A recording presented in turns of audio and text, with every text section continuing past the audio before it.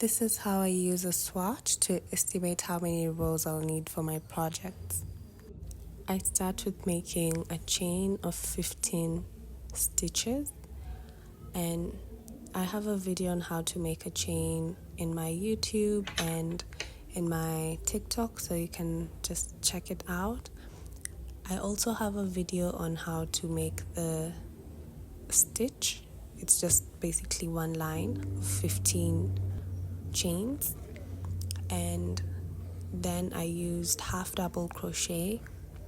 So for people who like to know how to stitch the half double crochet, it's basically something like this. I'll post a more detailed tutorial for absolute beginners, but it's one of the most one of the 3 basic stitches of crochet. When you're making the patch, make sure you use the same exact hook that you'll use for your main project and the same size of yarn. You can use a different color, especially if you have scraps of yarn. I usually use them for patches, and once you're done with the patch, it should look something of a sort, which is basically a small rectangle or a square depending on your preference. So mine was 5 rows of half double crochet and 15 stitches across, and I'll show you how I measured to know how many inches or centimeters, whichever you prefer to use, represent each stitch and each row.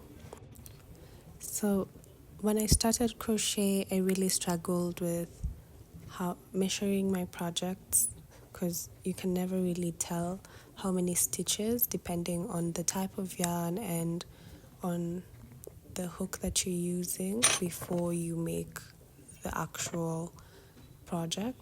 So it's something that really disturbed me, and this is basically the best way that I found on how to do this, so I won't need to keep unraveling my projects once I've already made them, just because I probably miscalculated or something.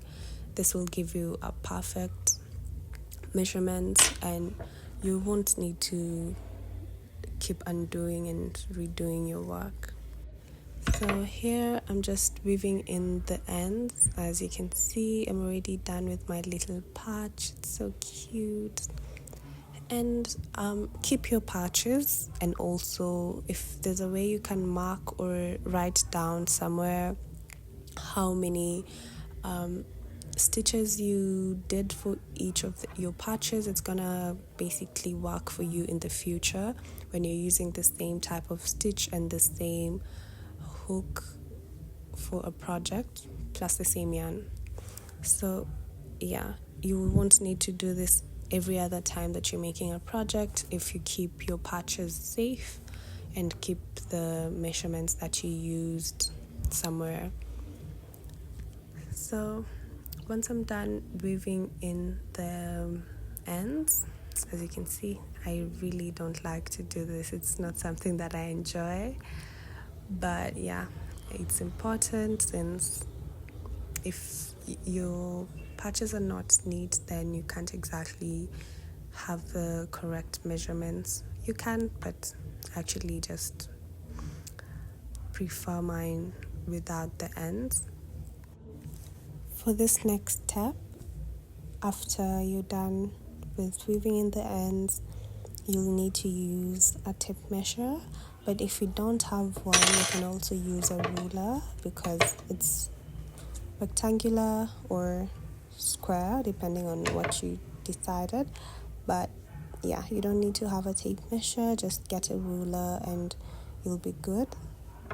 Also, you need to measure the swatch depending on what measurements you have. For example, if the outfit that you're making has measurements in inches, or you had the measurements for the outfit in inches, then you need to measure in inches. and if it's in centimeters, you need to do the same. So I'm using inches, and for the side where I had 15 stitches, I measured 5 inches. So I write that down, and on the side where I have my half double crochet, I measured 4 inches. So in that case, if let's say I need 8 inches worth of half double crochets, I'll do double of what I did on the swatch. So that is how you make it to scale. So this is what I ended up making, and let me show you how perfect the swatch matches this rectangle to scale. So I'll just use my swatch and show you on the and the width and the length. Just see how it matches. That's 4 times long and 4 times wide. So I basically increased it by a scale of 4 on each side.